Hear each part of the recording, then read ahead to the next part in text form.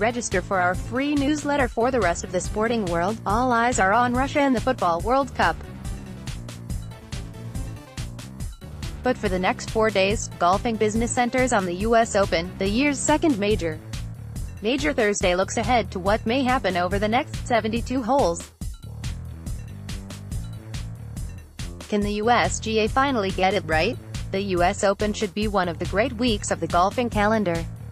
But in recent years, it has played second fiddle ever more to the Masters.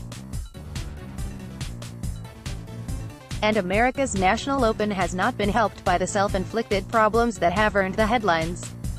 The USGA, United States Golf Association, have a reputation for trying to create the toughest week of the year for the players, but on too many occasions, they have got it very wrong. In 2015, the greens at Chambers Bay were a joke, and last year at Erin Hills, the fairways were too wide and Brooks Koepka won with a score of 16 under.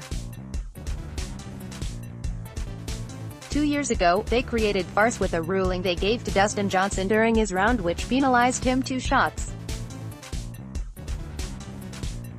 While the rest of golf was outraged on his behalf, thankfully Johnson shrugged it aside to capture his maiden major title at Oakmont.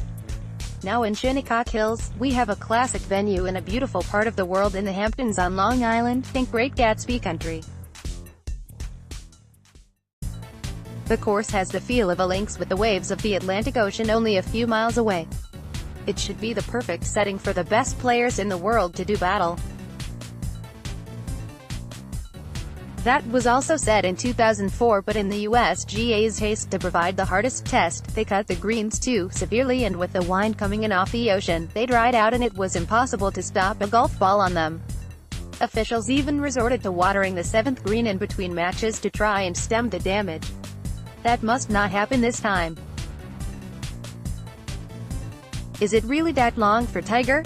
Tiger Woods, Street or Lucca, Getty Images. It remains one of the most enduring images in golf. Tiger Woods hobbling round Torrey Pines in clear and obvious distress. Yet despite the pain etched large across his face, the competitor inside him refused to buckle. So it proved after 90 holes of competition, Woods, effectively on one leg, was the last man standing as he overcame Rocco Mediate at the end of an 18-hole playoff on June 16, 2008. It was major number 14, and with fit golfers unable to beat him, how would he not catch Jack Nicklaus' record of 18? 10 years on, and scandal and injuries later, and Woods is stuck on 14. He is back in the US Open for the first time in 3 years, and he is a man on a mission. There has been lots of good golf in his 2018 comeback, and to have reached number 80 in the rankings is a good start, but a victory has so far proved elusive. For him to do it on a testing Shinnecock Hills where accuracy off the tee will be of paramount importance, is asking an awful lot. But this is Tiger Woods, and you never say never when he is around. Tiger remains huge box office, and as such, he features in the stellar group of the opening 2 days with Dustin Johnson and Justin Thomas. The world's best 2 golfers according to the latest rankings, alongside the man some regard as the best golfer ever. The pressure will be on Johnson and Thomas to play up to their billing and to cope with the fanfare of playing with Woods. Even 10 years after his last major success, the hoopla that surrounds him is showing no signs of slowing down. Britwatch Justin Rose, Andrew Reddington, Getty Images. Justin Rose leads the British charge heading into the US Open. Currently ranked a career-high number 3 in the world, Rose has won on 4 of his last 16 starts, including at Colonial on the PGA Tour just over a fortnight ago. As a winner of this tournament at Marion 5 years ago, he doesn't have to worry about breaking his major duck. But he will be anxious to take advantage of his long streak of fine play by adding a second major to his CV. Rory McIlroy's season has been a mix of boom and bust so far, with a fine win at Bay Hill, some missed cuts and missed opportunities at Augusta and Wentworth. Yet as ever, the Northern Irishman offers the tantalizing feeling that if he finds his best game, the rest will struggle to match him.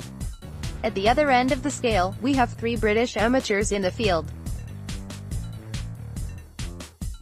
England's Harry Ellis secured his spot as amateur champion last summer, while Scottish pair Callum Hill and Ryan Lumsden, both collegiate golfers in America, came through local qualifying to make the field. They are part of a group of 20 amateurs taking part, the most in a U.S. Open since 1962. The key hole 7th, par 3, 189 yards. Copied from a hole at North Berwick, this par 3 has a large slope from back right to front left. Normally played against the wind, reaching a flag at the back of the green will be a real challenge. Any chip shots that are not struck firmly may struggle to wander all the way up the hill. After what happened here in 2004, the USGA are under pressure to make sure this hole plays how it is intended and does not become a total write-off. Selected round 1 tee times: UK 12.29, first, Justin Rose, Eng, Lewis Oosthuizen, Saw, Jimmy Walker, US 12.51, first, Ian Poulter, Eng, Danny Willett, Eng, Tyrrell Hatton, Eng 13.02, 10th, Rory McIlroy, Knee, Jordan Spieth, US, Phil Mickelson, US 13.13, 10th, Hideki Matsuyama, Jab, Mark Leishman, Aus, Ricky Fowler, US 18.14, first, Sergio Garcia, Spa, John Ram, Spa, Rafa Cabrera Bello, Spa 18.25, first, Tommy Fleetwood, Eng, Alex Noren, SWE, Francesco Molinari, Ida 18.47, first, Tiger Woods, US, Dustin Johnson, US, Justin Thomas, US